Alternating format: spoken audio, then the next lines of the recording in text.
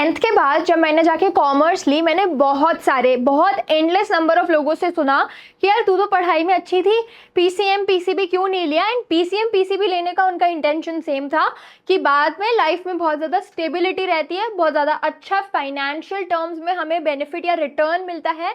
And उनको, जिन भी लोगों ने मेरे को एडवाइस दी थी, उनको पैशन से या उनको इंटरेस्ट से दूर दूर तक लेना नहीं था।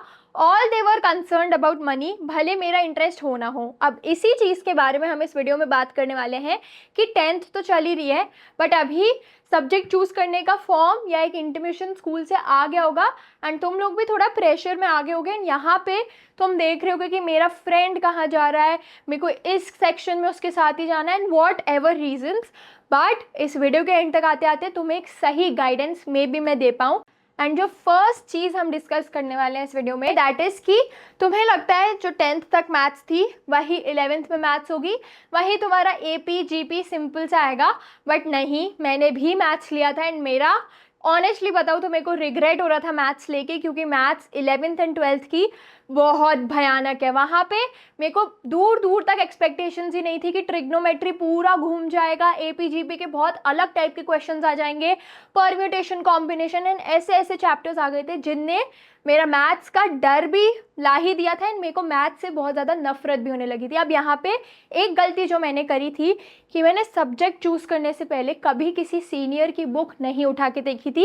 And that thing is which you should avoid right now, कि तुम्हें अपने सीनियर्स से बुक्स मंगवानी चाहिए एंड उन बुक्स को एक बार पढ़ने का ट्राई करना चाहिए। अगर तुम्हें वो सब्जेक्ट समझ आ रहा है देन गो विथ इट, वरना वो सब्जेक्ट वहीं पे ड्रॉप कर दो, क्योंकि अगर initial first 2 chapters, basic chapters जो होते हैं वही समझ नहीं आएंगे तो बाद के चैप्टर्स समझना बहुत ज़्यादा डिफ़िकल्ट होगा।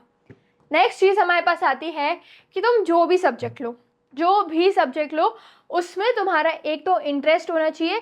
एंड उसमें बिकॉज इंटरेस्ट है, अपनी चॉइस से तुमने सब्जेक्ट लिया है, तो उसमें तुम्हारे मार्क्स तो ठीक है बट तुम्हारे कॉन्सेप्ट्स एकदम क्लियर होने चाहिए and you should be the best in that subject.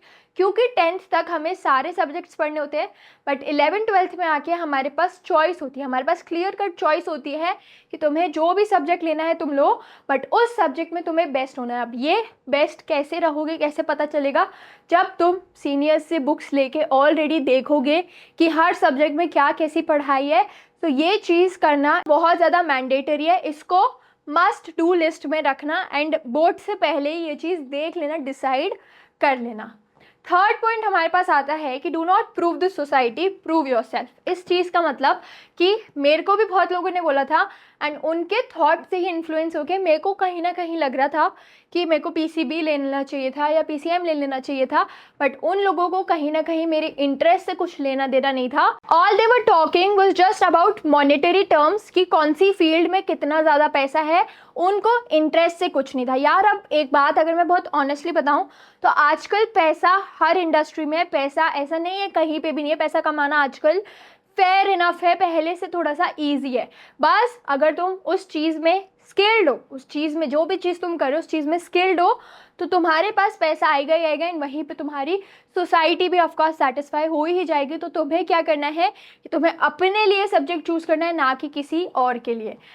इसके बाद आता है कि तुम्हारा पैशन अभी इनिशियल तुम्हारे 5-6 ईयर्स में मनी को साइड रख देना चाहिए। मतलब तुम्हारा जो पैशन है तुम उसको परस्यू करो, उसमें जब तुम स्किल्ड हो जाओगे, अगर that is really your passion, तुम्हारी स्किल मार्केट में बेस्ट होगी, तुम्हें ऑटोमेटिकली मनी आने लगेगा। अगर तुम मनी के पीछे भागोगे तो तुम लेथार्जिक होके 5-6 साल कर पाओगे, बट तुम उसके बाद एक सही मेंटल स्टेट में या एक सही स्टेट में नहीं रहोगे।